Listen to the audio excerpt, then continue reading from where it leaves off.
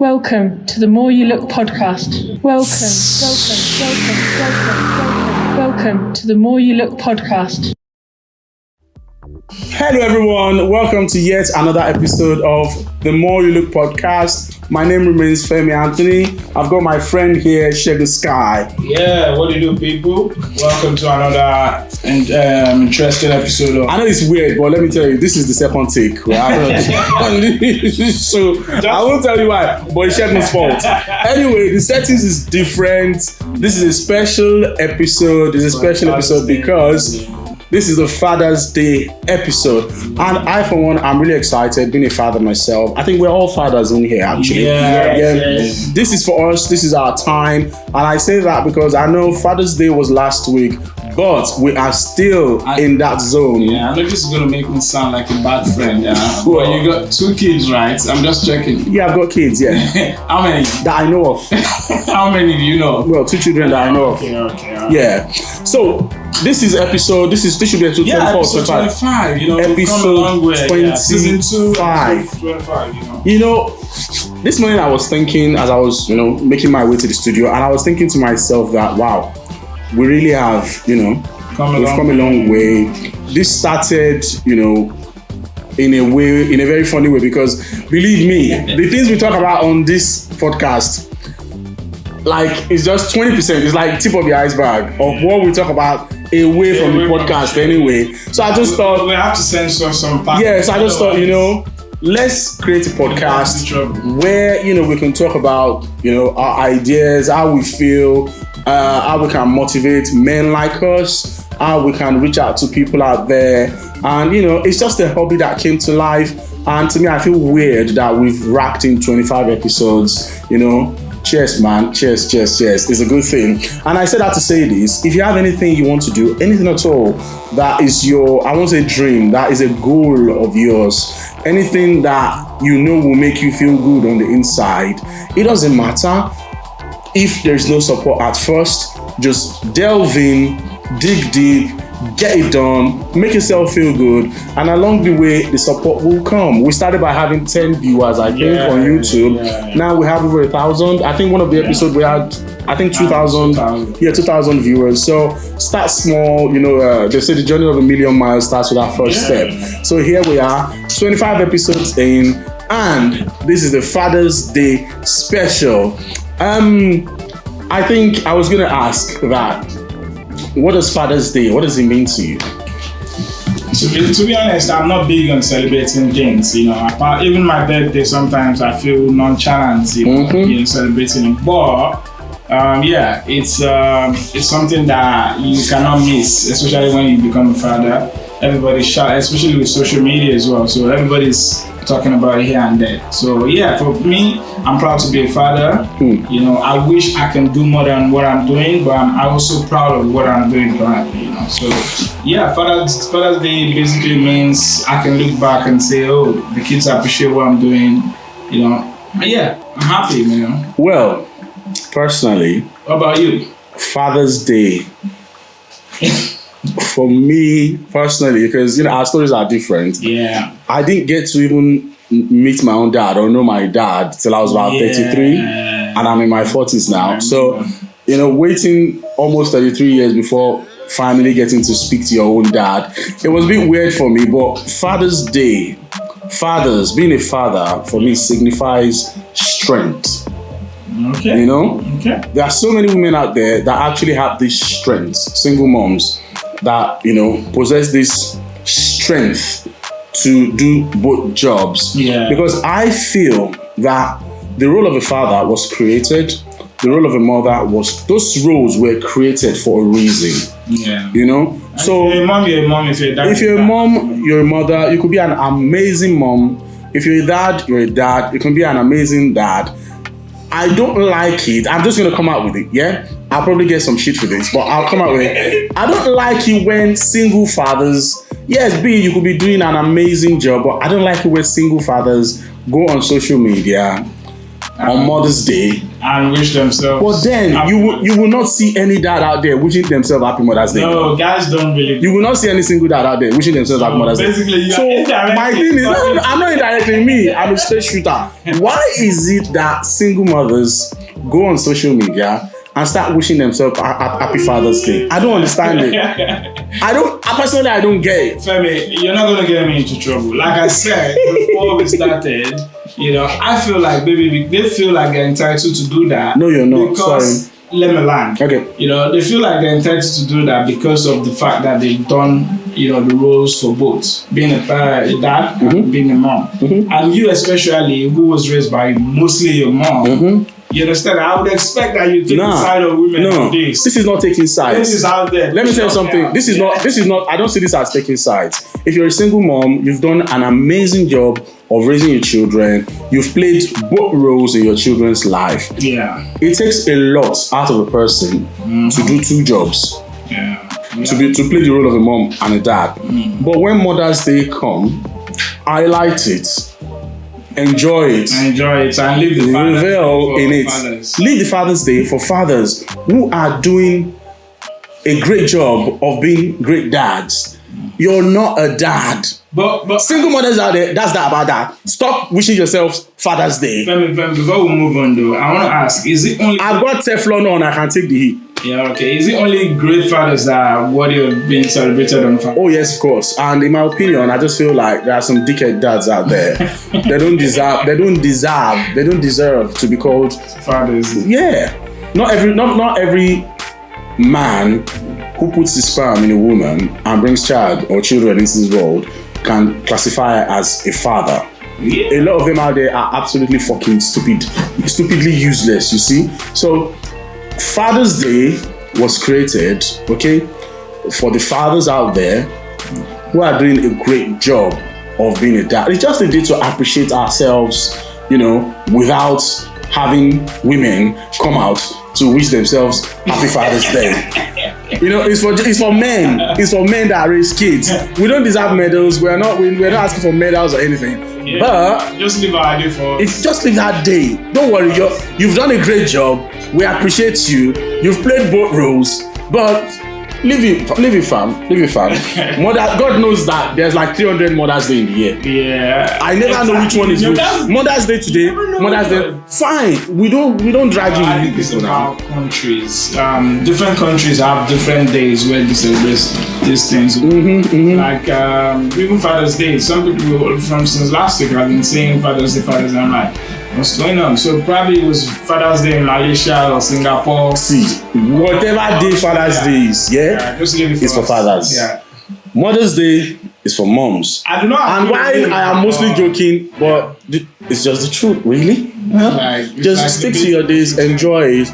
We appreciate you all for doing amazing jobs of raising us. Thank you, but Mother's Day is for you. Let's move on. Yeah. Now, I was going to ask, what memory do you have, of something you did with your dad that has remained with you and will probably remain with you for the rest of your life? In my own case, because I was raised by my dad, so in my own case it's quite a lot. But if I have to pick two single-handedly out, it would be the day my dad took me to my first concert, and I went to see Charlie Boy at the father. What's that trade fair? Trade fair. Yeah, trade fair towards the old area in Satellites, Okoko area. So. I can never forget. Like that was the first time I saw him. Father-son bonding and all that stuff. And the second thing would be, I think I kind of picked from my dad's taste of music. Growing up, he would listen to Sonny Ade's, Ebenezer Obey, Daniel Wilson. Call me, and I will call you, whatever. I can't remember the song, and I'm not good at singing. Ragamuffin, yeah. So, so that one, there was a particular time when me and my dad would just be alone at home. I can't remember where my siblings were at gone then, but my mom would probably be at work. But me and my dad would be listening to this, and it was such a calm period, that I would never forget. What I picked out of that is human dynamics is such an amazing thing in the sense that as you were speaking, I was just remembering that whoever raised you, whoever a child is around, is who they will totally, most likely take things from. Yeah. I mostly got the fear. Let me tell you, the weirdest thing is everybody knows that I love wrestling. I got my love for wrestling from my mom. Are you serious? I tell you what, my mom was a staunch Arsenal supporter. She used to go, she lived in England, so she gave back to me here. So she used to go watch a lot of match as a student. And I just got so much of that from her. She actually made me love football itself. Wow. I'm telling you, one of the memories I have from my mom then was watching USA 94. I had malaria then, we were in Nigeria. And we watched every single match together because I was housebound with malaria at that time. But the question was about fathers. And for me, after I met my father when I was 33, he told me something in one of our many conversations before he passed away. God rest his soul. One of the things I took from what he told me was, he said, son, he said people will, no, I have to give a little bit of context to this for you to understand.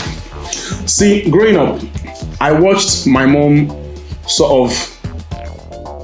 my mom was a giving person. Yeah. When she had good jobs, when she was making money, give, okay? And growing up, I got that spirit of giving from her. And I would watch her give to friends, give to family, and still have to chase people for love. I mean, like family, friends. When you think she needs them, and that. Yeah, so I got that. It sort of rubbed off on me a little bit. But when I met my dad as a 33-year-old man, he said to me, he said, son, because he noticed it too, that I would have money and I would just give it away. I would have money and I would give it away. And he said, son, look, people will take advantage of you. He said, people will come to you and tell you that you are their only hope. Yeah. That if you don't help them, they will die. He said, son, don't push yourself to do what you don't want to. You can't possibly to give what you don't have. And he told me something that stuck with me. He said, don't set yourself on fire to keep other people warm. He said, because you know why? If you are dead and gone, guess what? They won't die. They won't die. They was. If you don't help them, they will come to you and say, oh, you are my last hope. If you don't help me with this money, I will die. If you don't help them, guess what? They won't die. But you know what that did to me was, it opened my eyes to a different realm of dynamics, human dynamics. Because then I realized that, me punishing myself, depriving my family of certain things, just because I wanted to help other people that I'm, way back home. You know what? I'm used the thing is, I can't bear say so. And guess what? You know what hurts out of this whole thing? There's a reason why I'm saying this, you see. You would give and give and give, and it will just dawn on you that, hold on, it's only when I'm giving I get these people messaging me. And when I don't give, when I'm not actually giving, you don't hear from them. So I'm like, I don't know. Am I paying for love? We are paying for communication. Because you see, I can understand that as Africans, most of us who come from Africa will have a story of hardship to tell. Because unfortunately, that's just the harsh reality of life. Yeah. But when we now become adults that know right from wrong, we find it so hard. A lot of our people find it so hard to remove money from relationships. Because I'll tell you this, somebody said love happens when two people decide to take a leap. Not one person. It's not a one-way street. And that is where we go wrong as Africans. Because the thing is, your friend could have more money than you. Your family member could have more money than you. But that situation could change at any time. Within the twinkle of an eye, tables could get turned. Which is why the element of money should not even be involved. If you are going to love me because what? Because you love me. Because you love me as your uncle. Because you love me as your brother. Because you love me as your friend.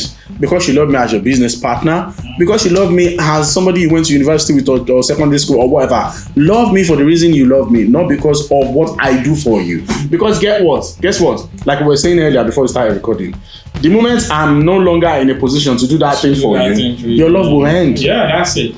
But for me, a lot of people still argue that the basis of friendship is so that you have people to lean on when you are downtrodden. And while I agree, does it have to do with money? Yes. How are you going to help someone if they are down financially? You're wrong, bro. You're wrong. No, I'm not saying. I get what you mean. I understand. It should be but I'm trying. Where we find. Yeah, but I can give you scenarios now, because I'm talking of personal things that happened to me. When I lost my mom, when my mom passed away, okay, and within a very short while, my dad passed away. I was distraught. My life was like turned upside down. I went into a rage of depression. The kind that my wife did not even understand. And she's the closest person to me that I believe loves me unconditionally. Okay? And the friends I had at the time, the truth is, they tried. They would come to my house. I did not need money. Yeah, no. Did you get it? But after a while, I did not see any of them. They visited me once, and that was it. And what I was going through then, I was near suicidal. But I did not see anyone. And it was then I understood that Africans don't understand certain things. But even our elders, if you tell them you are depressed, we've spoke about this before, they'll tell you to go and on generator. If you tell your African parents, your elders, be a man. They'll tell you be a man. Oh, it's because there's no light. Oh, go and have sex. Oh, go and eat. Turn generator, you'll be fine. Yeah, but for me, where it gets complicated sometimes is that, like in my own case, like Yoruba people, we have a saying that 20 friends cannot be friends for 20 years.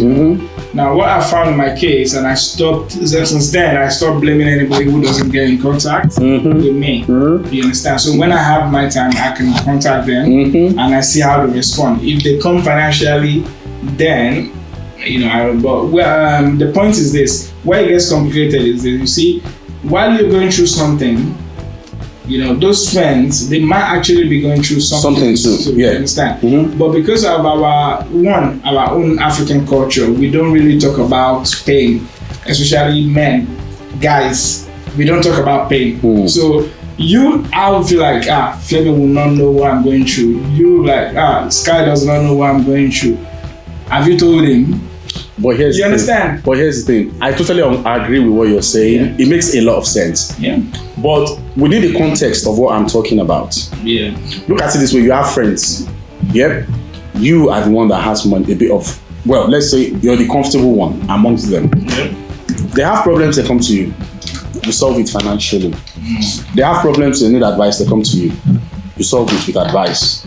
But it's when you're giving that money or advice that you see them. I get. But there is no time when you're not giving that they actually contact you. Say, guy, they don't really call to just say. Let me give you an example. In Nigeria now, there's this thing they call billing, and they say make you no bill me, which means don't bill me. Yeah, People are afraid of picking calls from 2, 3, 4 numbers because they know that the beginning and end of that call it will end with billing. Invoice. People are afraid to say how are you. They go invoice you, my guy. If a Nigerian calls you from Nigeria, if you're a Nigerian friend, people are actually scared of saying how are you, because when you say how are you, the essay that will follow it will end with billing. Bro, saying people even seems far-fetched. Me, if you call me 2, 3 plus 2, 3, you already know. Voicemail, man. Voicemail, because it has happened over and over again. Too many times. And I say that to say this.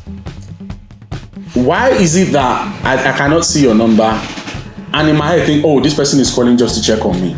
I can count the number of friends that I have that. But do you see what I'm saying?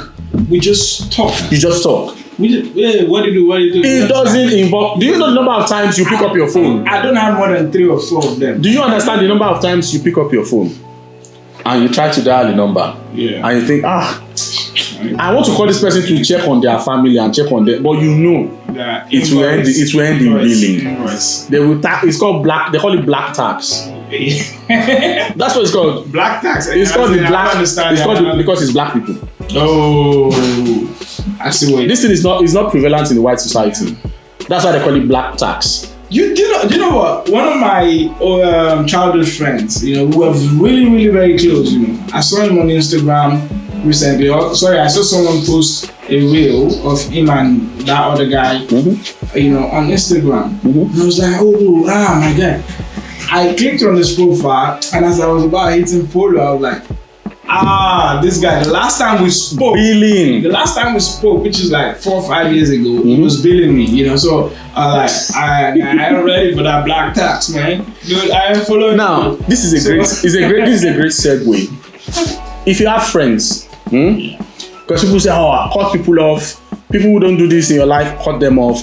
People who don't play this part in your life, cut them off. Yeah, I don't consider it as cutting off. So here's the thing. I just keep my distance. God bless. We chill. God bless you. Yeah. Because I had that on the dock here. Because the thing is, if there are people in your life, you know, the last episode, we briefly talked about sort of removing things. If it's a job, if it's a friendship, negative things, anything negative that sort of messes with your mental health, remove it. Disassociate yourself with such friendship, thoughts, relationships, right? Business. Now, here's the thing. Why do we always talk about cutting off people? Because as Africans, there are two things we talk about that I don't like. I don't buy into it. One of them, is cutting people off. The other one is that word, enemies. Yeah. When I see people talking about what enemies? Do you know the meaning of enemy? Bro, when I hear people talking about enemies, especially on social media, I'm like, are you an Ayi boy? Are you an Ayi? No, that's not. No, I know that them back then. They want to kill you. Enemy is somebody that wants to take your life. But here's the thing. As far as I'm concerned, if you take a regular Nigerian, an average Nigerian, the only enemy you can say you actually have is the Nigerian government. Let's be honest with ourselves, because Nigerian government will do anything. They are actually effectively doing any and everything to block any way form of success you can plan. Nigerian government will put all sorts of hurdles in your path to stop you from reaching your goal. And when you eventually reach that goal, how they will cut your life short is what they will be. That is the Nigerian government for you. But if you take away the Nigerian government, what is this enemy? All over social media, you see my enemies. Some of you can barely feed yourself twice a day. You think you have enemies? You don't. Honestly, you don't. I don't see myself as somebody that has enemies. I used to be like that too, when I was a teenager. But one thing we need to stop that use of that word, Femi, enemies. If you look at the way Nigerian diction, the way we talk, most of our things we tend to exaggerate. Extreme, to the extreme. So sometimes it might be that they are actually referring to people who do not really like them. It's a lie. When Nigeria talks about enemy, think about this. Nigerians are very religious people, right? Yeah. If you think about it, when you come to church is no. That's what I'm saying. The church plays a big part in that word, enemy. Yeah, exactly. Because there are even Nigerians that have PhDs, that are well educated. They'll go to church and they see their pastors as gods. The pastors will be telling you, you have to pray against enemies after your family, your promotion, your blah blah blah blah blah. So everybody immediately thinks they have enemies. You will open your window like this, wide, in the middle of the night, in an area that you have a lot of bed. So bird will fly into your house. A bird will fly into your house because you opened your window. Nigerians will say it's enemies that sent that bird. Do you know the number of videos that we have seen online that people will say pigeon or owl, dropped on the floor? They will say that owl is a witch that turned into a bird that now dumped on the floor. I'm not religion place. We are religious fanatics, but we just keep digressing. Let me try and pull us back into the topic. So what I was trying to say is the issue of cutting people off. And I'll give you an example. When I came into this country, I met some people and I started being friends with them. Along the line, my friendship circle started widening. But after a course of like a decade, like over 10 years or so, I started realizing that, these people have been in my life and I've been in the lives of these people for over 10 years. What do I gain from these people, from having these people in my life? You know the saying that if there are people in your life and there is nothing, you don't see anything there. Friendship is not about what you gain, but what you can do for each other. Like I say, it's a two-way street. Yeah. And I'm saying this because of a reason, you see. And I asked myself, what do these people gain from having me in their lives? And then I remembered that there's a long list that I could pull out of what I do for people. No, it's true. Dude, after I got married, I envy your true. The way you keep lists. I don't keep a list because when I started having that, let me tell you something. The problem we as men make or as adults make is actually not having a list in your head. I get the need for mental lists. Yeah. When you help people, it's not like you hold on to it or you record it. But there are times in your own quiet moments. Shouldn't forget. There's your own quiet moments where you have to talk to yourself. You have to deliberate with yourself, and that is when you make decisions. Any successful person. That is where ideas and decisions come from. You know why? Let me tell you what brought this. Because I'm talking about examples. There's this particular friend that I used to have, or somebody that I thought was my friend, where when his child was having a baby, there was nowhere to put his other children. Mm-hmm. So I said, "Oh, I will call off from work, so that I can babysit your kids in my house, so you can go be with your wife at the hospital." When it was my wife's turn to be in labor, I called. You told me. I know I've told you this thing before, and they told me, "Oh, I have work." I'm like, "Did I not have work when I?" But I didn't tell them that. And you know what? That was the breaking point for me. The nurses there, I had to take my daughter to the hospital because there was nowhere to leave her, and the nurses had to put my daughter in the toilet. It's like adjoining, it's just in the same room, but they didn't want her to see blood. The whole labor process, so they just had to put her in the toilet, and then she fell asleep in there. And then it dawned on me that, what do I have friends for? You get me? And that was when the list came out in my head that, oh yeah, when you were moving house, I called off work to help you move house. I was lifting chairs from 3-story buildings. When I was moving house, you said you had work. When I was doing this, you said you had work. You are indisposed. So at some time, you have to reevaluate those sort of, you get what I mean? And that was when I thought, I don't need this person in my life. I can't be doing these things for you, and you never, a friend is somebody who will go out of their way, who you can call in the middle of the night to be there.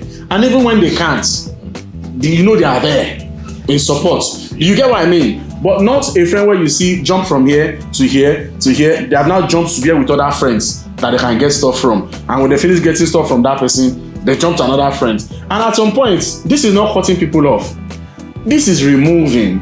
One of the points that I put in my docket here for us to discuss is this issue where they say, enemy of my enemy is my friend. Yeah. Or where people will say, oh, don't let anybody make you hate somebody that you have no issues with just because they have issues with that. Let me tell you, I'm a different kind of breed when it comes to that.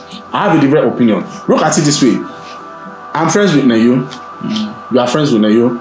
I and Neyo have a falling out. Now I'm still seeing you hanging out with Neyo. You have no issues with Neyo now. Yeah. So you have no problem, right? Now let's use other examples. Don't let's use ourselves. Because some people will watch these things that I know they will think I'm talking about them. But it's not about you. It's not about you. Even if it's about think about this. I don't even give a shit. Now think about this for a second. I don't know if you read what happened to this Nigerian actress, this very huge Nigerian actress, Yoruba movie actress, Iyabo Ojo recently. Oh, okay. So what happened was she had a best friend, okay? She now had somebody that was working for her. Now this lady that was working for her sort of almost got her bankrupt because she was stealing her money. She opened different bank accounts that she was funneling all her money. And she trusted this person so much, she put her in charge of all her businesses. She put her in charge of employing and firing people.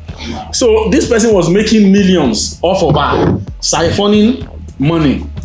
And to her amazement, when she finally caught this person and tried to get them arrested, it was her best friend that talked her out of it. Fine. She took mercy on that person, she took pity on them, and told police to let them go. But then she realized that behind her back, this her friend, best friend who was sort of very tight with this person. So she now got a bit hurt by it, and then sort of distanced herself from that so-called best friend. And it became something that was online, and I was just following it, and I thought, you know what? This person is like me. To many people, they are like, but your best friend didn't have issues with this person now. I'm sorry. Me, I'm old school. I am old school. I don't believe in that train of thought that, don't let anybody let you have issue. Let you dislike somebody that did not offend you. Fuck that. If you are my best friend, depending on the relationship we have. If you are my best friend, if I have issues with this guy, if this guy is trying to take my life, literally, because what they did to that woman was, she almost psychologically went crazy.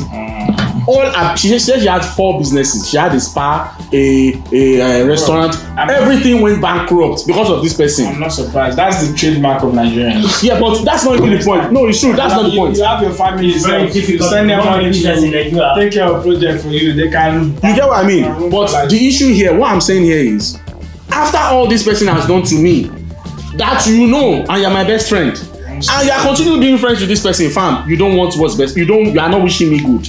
That's the way I see it too. You get me? But now, which comes to the point of cutting people off. I don't believe in cutting people off. You get me?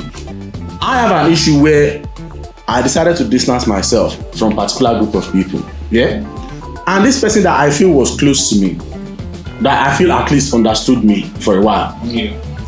I would see pictures, I would see videos on WhatsApp. So I thought, you know what? I don't want to cut anyone off. Cutting people off for me is a bit lame. Honestly. You are not that important. Why are you cutting anybody off? You get what I mean? Yeah. So what I did was, the word I used here is not cutting off, it is distancing.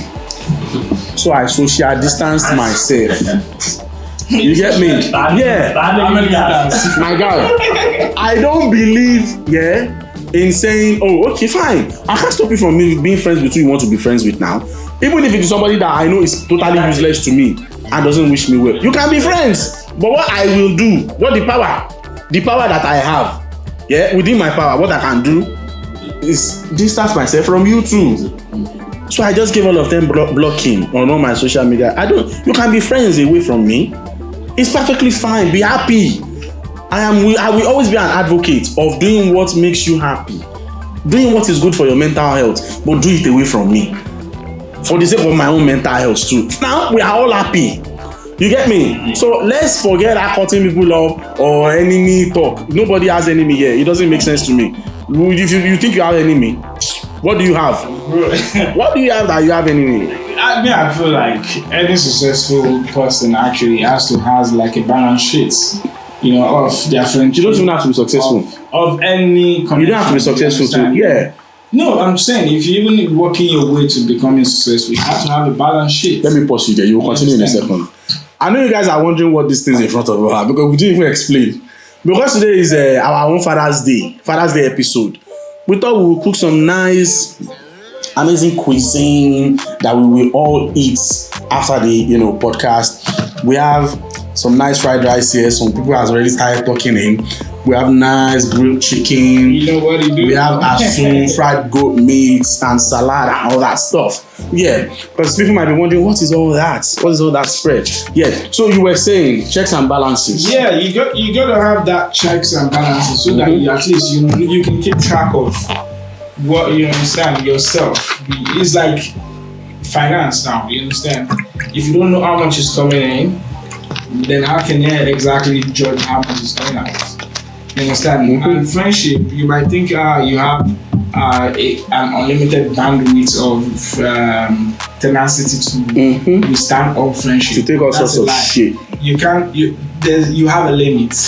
You understand? You have a limit. Everybody has. So if let me tell you people. Look, let me tell you now. This is not limited to friends alone. Yeah. If it is your family member, if you know that being close to them is putting you through mental torture, why torture yourself?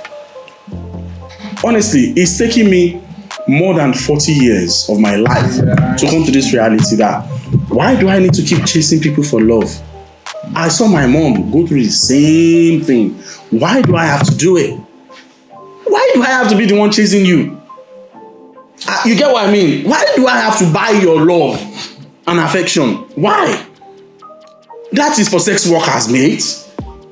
I don't need to do that with you. Anyways, if you want to be in my life, you want me to be in your life, mate, you will reach out to me. It's a two-way street. Let's move on. This week, any interesting thing? Well, we've not read fan feedback. Yeah, that's true. Yeah, we were all in the Father's Day spirit and all that stuff. So, I have somebody here. They say his name is Ponapa. I swear, some of the names people use on social media, I don't understand. He said, "Hi guys, I have been following you guys from day one. You guys are doing a good job. I like when you guys counter. Basically, me tackling me. Don't worry, you see each other on the podcast. Keep it up. God bless." Well, thanks Ponapa. Thanks Ponapa. God bless you. There's another one here which I decided to pick out of the lot. It says, "Yeah, hello guys. I've watched from episode 1 and I just feel that we barely know you guys. Can we have an episode where you tell us a bit about yourselves? So you want behind the scenes? And I thought it makes sense because then I realized we've never actually really introduced ourselves. Talked about ourselves. At least it's not like we should tell them all our life stories, but at least that is really cool, Sake. We appreciate this question, and I promise you. Actually, why don't we just do it now? Yeah. Why don't we just do it now? Yeah. So you go first, or let Neyo go first. Neyo is behind the camera. I'm going to ask you on their behalf. You go first. No, you go. No, you go first. You tell us. This is our cameraman and our producer. My name is Agbadia. You tell us first. What's your name? Yeah. Time to get. Yeah. All right. Yeah. So here we go. It will look dark. It will look too dark. So tell us what's your name. Or let's do it this way. Face it here. Come here quickly. No. Face the camera to us. Come quickly. Let people see your face today. They'll be hearing your voice behind the camera. Aha. They'll be hearing your voice behind the camera. That is the man. Let's see your face. That is man that does all the work you see. Yeah. So tell us your name, where you're from, and yeah. My name is Olaniola Raju. I'm a video producer. Then we all work together to collaborate together to bring you this podcast. So I'm happy to be here today. So okay. Happy Father's Day. So where are you from exactly? Because actually I'm from Nigeria, Osun State particularly, but I was born and brought up in Lagos. Wow. Yeah. Then even I didn't know that. Then I school at Ibadan. Then I school as well in Lagos. Okay. Did you do any schooling here in the UK? I did my video production stuff in UK. So you really studied for this? The reason why I'm asking is I know that, but you know people, once they can handle a camera, they call themselves all sorts of tags. Look, everybody is here, they know what they are doing. It's the age of social media. Yeah, they know what they are doing. And I don't want to ask if you are married in case one fan there wants to inbox DM you. Definitely. Married. I'm married. With kids. I have 2 kids. Lovely. 2 boys. I'm not open to any shenanigans, so nobody. No, at all. Come on. There you go. So that's our cameraman. He does. Feel free to get in touch with us anytime. Okay. Do you have any social media you would like them to know in case because he does video editing? Tell them some of the things you do and where they can reach you. Actually, we've done several concerts, music videos, video production, photography. So, what social media handle do you have in case they want to give you jobs and stuff like that? They work anywhere in the UK, we can go anywhere. You can visit me at Nicholson production. Okay, do you want to spell that? Because I don't know. I will put that on the screen. We'll put that on the screen. Okay, lovely. So that's our cameraman. Thank you. I've learned one thing or two actually from that shot. Yeah. So Sky, you're next. You might be thinking his name is really not Sky. That's the nickname we gave him when he was in university, way back in the early 2000s. Tell us about you. What's your real name? And where are you from? What do you do? Yeah, it's Olufemiloye, So basically, that's my partner you guys just met. We do photo, video together. We own the studio together. And then I'm into web development. We've got an online store, delomall.com. Check it out. I do a lot of stuff anyways, but yeah. I'm a jack of all trades. So did you also study for this? Yeah, I did film and TV. I did mass communication in Nigeria, then did film and TV in the UK, University of Anfield. Okay. Yeah. Nice. Are you married? Do you have kids? You won't escape that question. Actually, don't start actually. Please answer the question straight to the point. Are you married with kids or not? Please. This guy is hesitating, I am married. I will call your wife now. I'm just messing with you. You want madam to? I will call her now. So you are married with kids. Do you have any social media handle where they can go check? Yeah. So the social media for the podcast, CNE Studios. And you can check out official Lord Sky, official_Lord Sky. Okay, we will put it on the screen anyway, so it doesn't matter. So mine, I don't have much to say. Yeah. My name. Where are you from? You didn't tell us where you were from. Yeah. Undo boy, born and raised in Lagos, live in the UK. Okay. My name is Olufemi Anthony Olatokunbo. My first name is Olufemi. My last name, my surname is actually Anthony. And tell us exact hospital that they gave birth to you to marry. Why would I? I was born in London, raised in Lagos, Nigeria. I now live in the UK with my friends. And what else? That's about it. I'm married. I've got kids. Yeah, profession. Oh yes, I studied mass communication in Nigeria too. I used to MC weddings. I used to write comedy sketches. I'm a man with I wear a lot of hats, and presently I work for the NHS. So that's all you need to know. And you are married. And I joined. I've said that before. I'm happily married with I want to kids. stress it out. There's nothing to stress. But I'm not under any stress. I'm not under any stress. You get me? So there's nothing to stress. Please. Hey, Mama Victoria, what's up? Shout out to remember those Christmas time program shows on Nigerian TV. Yeah. When I say I want to meet my mommy and daddy, and Merry Christmas and Happy New Year, my uncle Fola and my grandma Nike and Yalagbado, and you know. So what it is what it is. those things, you know, they will normally get them in front of the national NTA 7, NTA 5. You know, the weird thing is I do miss those stations, but they are crap. Oh, Channel 8 as well.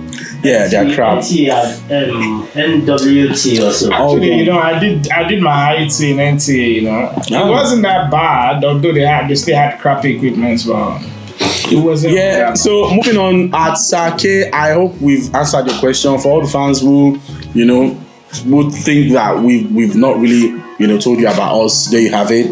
And so moving on, there's a question here. Somebody says, can you mix business with family or friends? And I will go back to this Iyabo Ojo situation again, because the issue here is, you know, when you are abroad, you know, back in the day, there's this general thing where people will send money home to their families because they feel that, you know, those are the trusted, you know, if you can't trust your family, who do you trust? And they'll start sending you pictures of your house, you know, that they are building with your money, and you will work 2-3 jobs abroad, sending that money home, thinking that, you know what, so by the time my visa expires or whatever, I'll go back home, you know, to 2-3 houses and businesses and stuff. And then you go home to find out that they've been sending you pictures of other people's houses. You know, I know people personally. I know 2 people who went mentally, like they had mental issues when they discovered that they've been scammed by their own trusted family members. And that aside, I think is a very hard thing, mixing business with family. Like if you like own a company in Nigeria now, but you're not there, so you want to put somebody in charge. Would you rather employ outsiders or employ your family? Okay, to start with, I know we hear a lot of stuff about Nigerian families, and I say it a lot because I've seen it a lot. You know, but luckily, I would like to think that I've been lucky to have a good family. That's in terms of my immediate family. Then I've got like 1 or 2 very, very trustworthy friends. You understand? Talk about. Big shout out to you for all you. I know him. You know. So, in my own case, I might be able to do that, but I wouldn't advise it for people because I've seen it. I've seen elder brothers, you know, ready to kill their younger brothers. Twins. Yeah, ready to kill their younger brothers just because the younger brother was abroad sending money home. You know, by the time he came back to see his project, they saw that it was either the guy discovers that they've not done shit, you know, or they kill him so that he doesn't know the better, you know. So if people can do that to, people that they grew up to, man, you understand? I don't advise anyone to do that. It's just like saying. Tell me, while you were talking about all this, something occurred to me. Why do Nigerians like? Okay, say for instance, now you're sending £8,000 every month to Nigeria for a project to families, to do. Why do we not have families that they can actually think that, okay, if I'm going to embezzle £700 out of that 1,000 you're sending, I might as well just put up my own structure too. You understand? Because if someone swindles me and I go back home and I discover that they've built their own house, you understand? And they've done mine. You might actually not get too mad. I will be mad. But, you'll be mad only if you see they've built you 2-bedroom house. Yeah. And they've built 10-bedroom house for themselves. I won't be as crazy. I will still be mad because mad is mad. You understand? But I will be able to forgive them easily, in the future, because I know that for that person to get their own property, that means they've come from under me. They are no longer dependent on me going forward. You understand? Yeah. But the fact that you swindle 700 out of £1,000 for 2-3 years, then I come home, you have nothing to show for it. Then you still have to rely 9 out on of me. 10 times. That is what it will be. Now you still have to rely on me to still carry you forward after you have swindled my life savings. I can't understand you. Why do we not have smart people like that? You understand? Indians, man. Oh man, it's crazy. Those guys. You want to talk about industrials? The Indians, they are so enterprising, and it begs the question, like, even abroad, let's leave Nigerians for a minute, because the truth is, it's wrong. Wrong is wrong. Yeah. But as an excuse, they might come out and say, look, the situation of the country is terrible. It's getting worse by the day. Yeah. You get me? But how about our people abroad? If you look at the cultural dynamics of all kinds of races, Nigeria is always at the bottom when it comes to entrepreneurial spirits, when it comes to being there for each other. I mean, look at the Indians. You can see like 30 Indians living in a building, and you would not even know who is whose family, who is whose brother, and they all work together and they will make sure that they are all okay. If you go look at the Chinese, they are the perfect example. Yeah. If a Chinese person comes into this country today, before you know, they have aligned themselves with another Chinese person that they probably have never met before. Yeah. But the fact that they speak the same language, before you know, they start working in the same shop. Networking. Before you know, they have networked. But if you look at the Europeans, the Polish people, they can be 20 in a room, living together, supporting each other, until each of them own a property or something. But if you look at Nigerians, even family members find it hard to take in their own family into the same house. You get me? And we don't understand. I've been trying. Things go wrong. You understand? I've been trying to understand, but like, even with our entrepreneurial this thing, acumen, we would rather not employ our own person into our business. Yeah, because a lot of things go wrong. That's what I'm saying. War. Okay, first is, I've seen instances where they take a lot of things for granted. Yeah, I've seen a lot of instances where you mean feeling of entitlement. People have brought people back from home, you understand, and they let them stay with them 1, 2, 3 months, 6 months. They are not even trying to go look for work. They're just taking pictures all over London.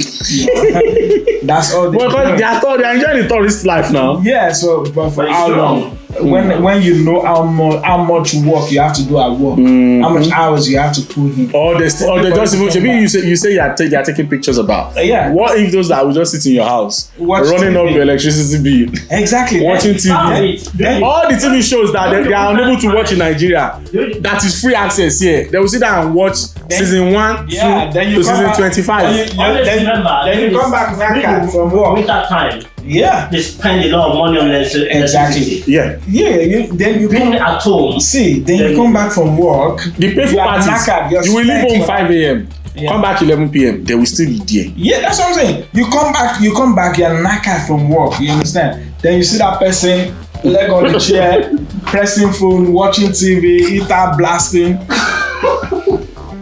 and you know how much shit you have to take from from work that day. So that's one.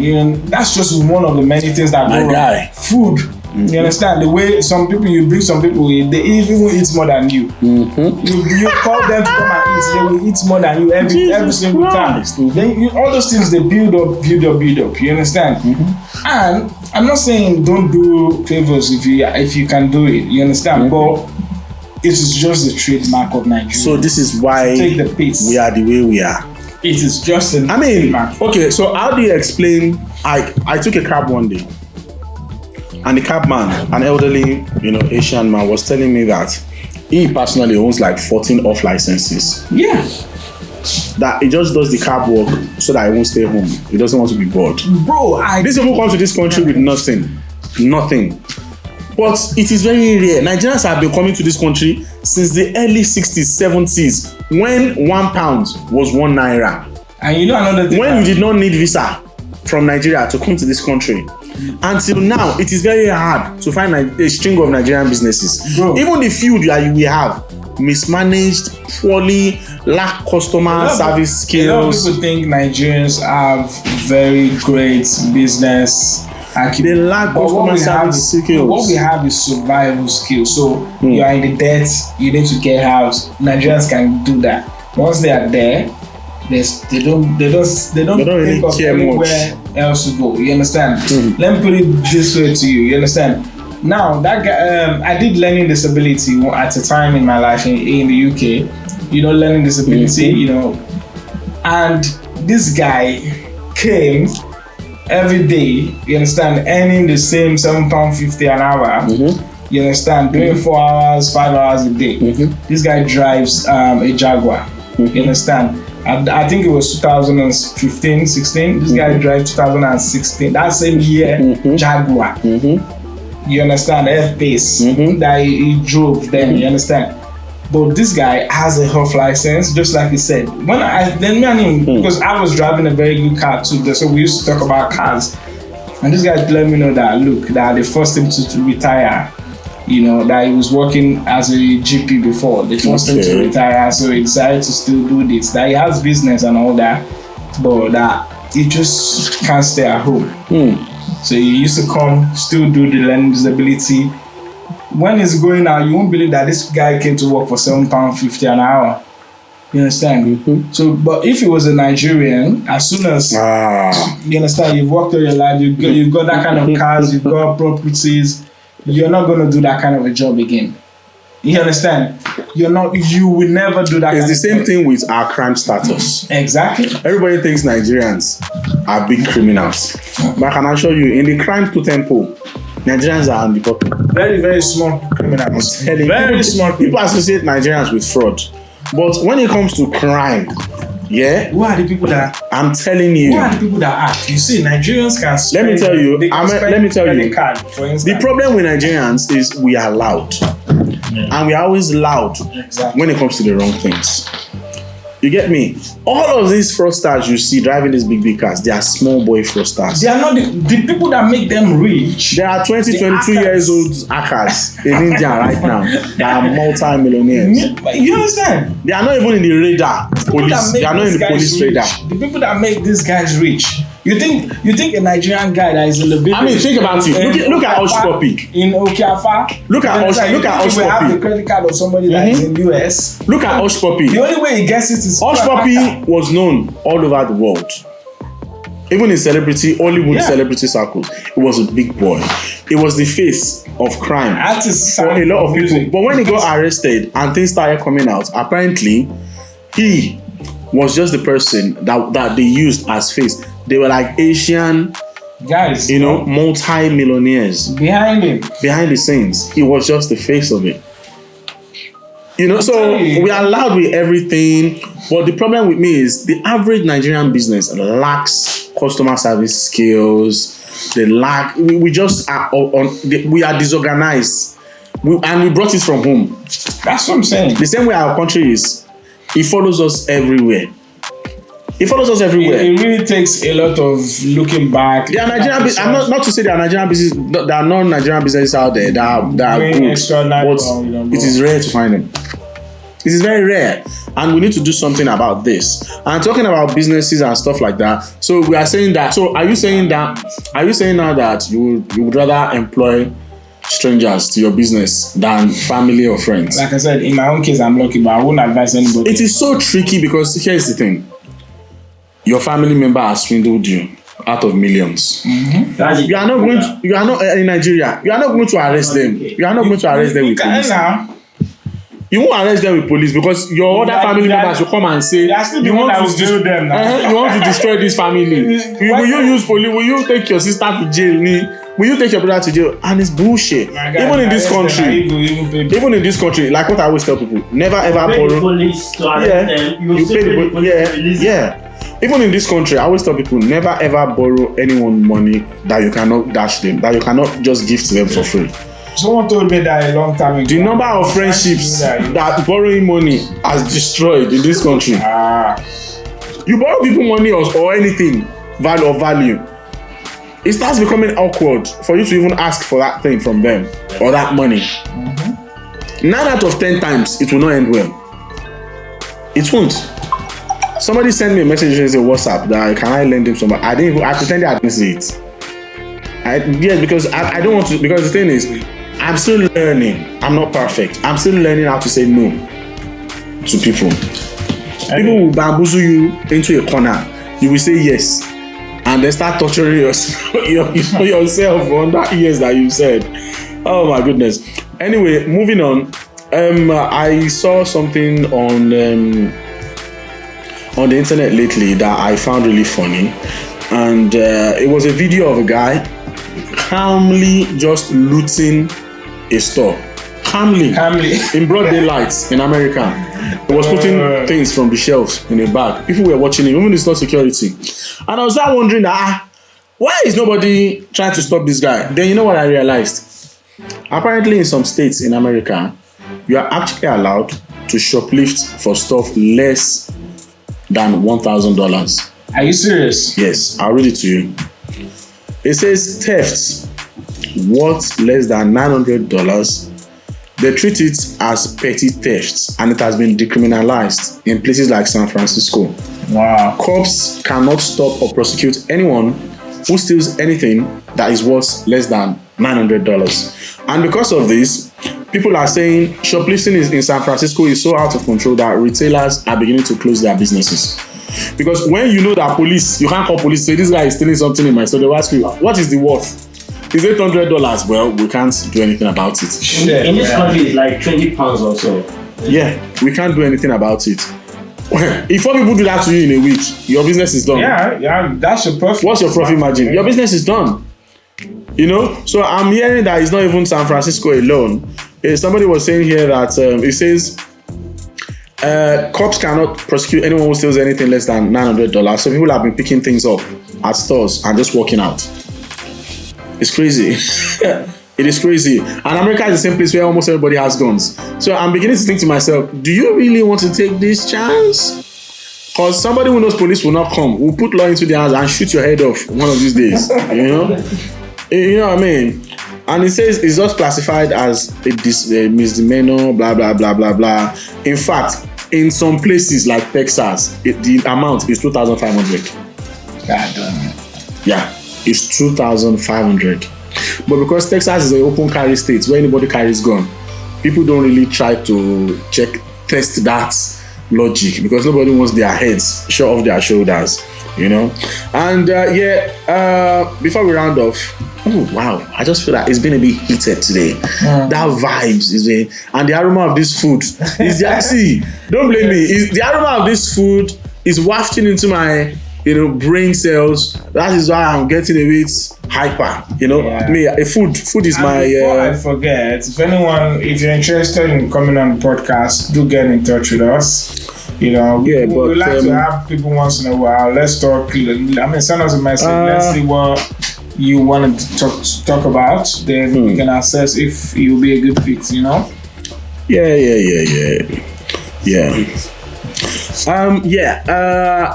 Before we go, one last thing I would like to talk about. I came across something online and I just wanted to share with people. changes to work permit system again. In the UK. Yes, announced by the government. It says here, I'm going to read it quickly.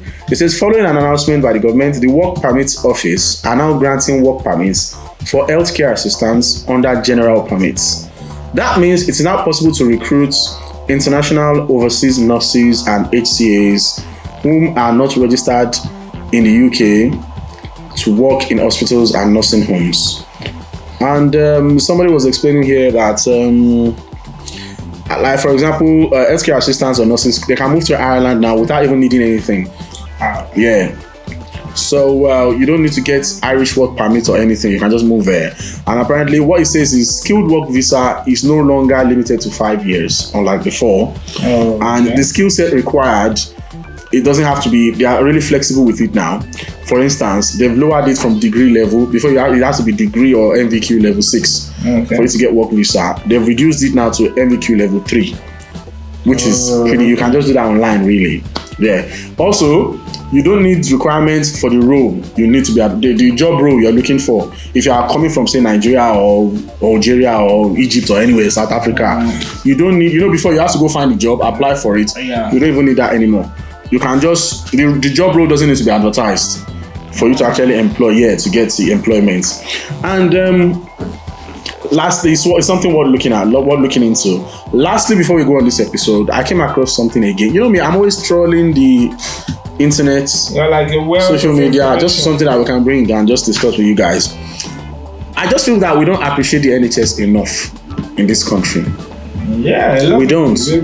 And sometimes it takes being in the system, in the healthcare system, to actually understand how important, or sometimes it takes being a patient that has been saved or helped one way or another by the NHS to fully appreciate how great a thing the NHS is to England, to the UK.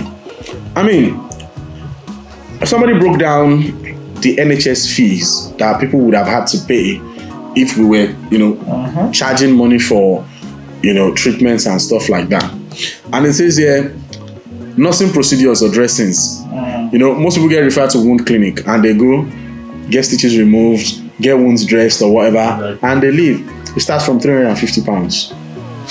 £350? Yeah, if you had to be, yeah. If you have migraine and you need treatments that people just go for, it's 500 quid. Wow. Yes, so imagine that. It's crazy. Kidney, it says hip replacement alone is over £5,000. And they have, do you know how many people get hip replacement surgeries free of charge in this country? It is absolutely insane. Asthma, that, you go for asthma checks, they nudge you for appointments, for, checkups and stuff like that. Asthma checks alone is almost 700 quid. Send me this stuff, man. No, I'll send it to you. Healthcare insurance, just few people. In this country? Yeah. There's no healthcare insurance. There is. No, it may be for private. Private. Yeah, that would be people who want to go private. That's why people want to go private. If you do a health insurance, something like a heart bypass is almost £9,000. Nobody will have that money. So I just think that it's high time. But what people do is, I think people do insurance, health insurance. To use the NHS? No, to use private. Yeah, but that's what I'm saying. That's private. If anything comes up, yeah, they fall on their insurance. Yeah, but that's private. Yeah. How many insurance companies do you actually think eagerly fork out money to pay for anything? Car insurance alone should be all the example you need. They do the healthcare insurance. Do cover all these costs if you have. Skin disorders is 500 quid. Where people go for dermatology and stuff like that, and just walk in and walk out. Because at times the NHS takes time. So that's why people fall on private at times to get things done. But let me tell you, this is what you don't understand. See, even private healthcare, there's nothing that really special about it. All you get, the only difference is that you are not on a long waiting list. And I'll tell you this. I know for a fact that there are some surgeries that is better to do with NHS and not private. Than private. Yeah. That's the fact. There's a lot. I know this. You get me? There are some surgeries that is better to go through NHS. What do you think happens if you go to those private hospitals? Who are the people you think working there? They are the same. They are the same people that you see working for the NHS now. How many doctors do you think are in this country? They are the same.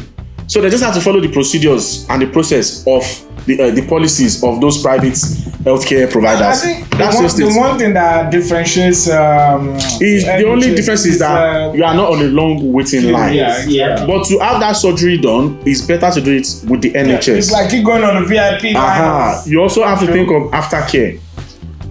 That is why people go for private, because NHS, they are not really that, I'm not gonna, delve into that, but some people would rather use private care for quick and and some people would rather use NHS. But every day of the week, I would rather go with NHS. Yes. That's what I mean. Yeah, but we don't even know what the future holds for the NHS. We don't know. We don't know. We don't know. It is what it is. They don't get to say. Yeah. It is what it is. It's still Father's Day for me. Yeah. It will be Father's Day till December. Yeah. It will be Father's Day till December. All day, because I believe that Mother's Day should be every day too.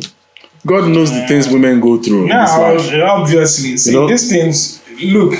We should celebrate our women every day, and we should celebrate men every day. Your parents alive, celebrate them every day. Don't wait till let's just celebrate each other. We should all celebrate each other. At the end of the day, the only reason why we have a special day that is called Father's Day is just so that there is something on record. You understand?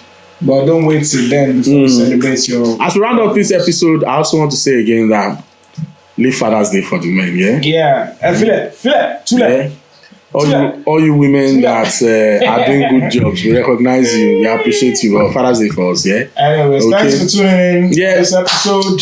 Until we see you on the next episode. You know what? Part of the feedback I want from you guys, send us stuff you would like us to talk about. Yeah, that would be good. Yeah. And from some of the, feedback I went through, they said that we've abandoned our music breakdown, which is the truth. We did it for a few episodes and we didn't do it again. Yeah. We said we will come here, we'll talk about certain music, new music, old music, we will break it down and we'll talk about it. I was going to talk about personally, let's leave that. See, let me tell you two people that I feel should go do other things apart from music. One of them is Steve Darlington, another one is Gibanj, as well as I like him. We'll see you guys next week. Stay blessed. All right. To all you fathers out there, God bless you. Keep going. Keep your head up. Safe. Love you.